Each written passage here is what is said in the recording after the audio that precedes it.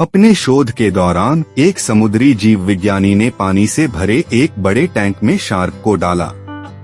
कुछ देर बाद उसने उसमें कुछ चारा मछलियां डाल दी। चारा मछलियों को देखते ही शार्क तुरंत तैरकर उनकी ओर गई और उन पर हमला कर उन्हें खा लिया। समुद्री जीव विज्ञानी ने कुछ और चारा मछलियां बेट फिशेस टैंक में डाली और वे भी तुरंत शार्क का आहार बन गईं।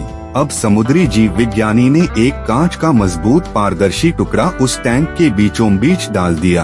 अब टैंक दो भागों में बंट चुका था। एक भाग में शार्क थी, दूसरे भाग में उसने कुछ चारा मछली डाल दी। विभाजक पारदर्शी कांच से शार्क चारा मछलियों को देख सकती थी। चारा मछलियों के देख शार्क फिर से उन पर हमला करने के लिए उस ओर तैरी, लेकिन कांच के विभाजक टुकड़े से टकरा कर रह गई। उसने फिर से कोशिश की, लेकिन कांच के टुकड़े के कारण वह चारा मछलियों तक नहीं पहुंच सकी।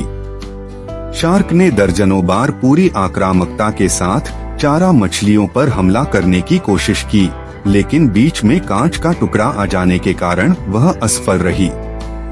कई दिनों तक शार्क उन कांच के विभाजक के पार जाने का प्रयास करती रही, लेकिन सफल न हो सकी।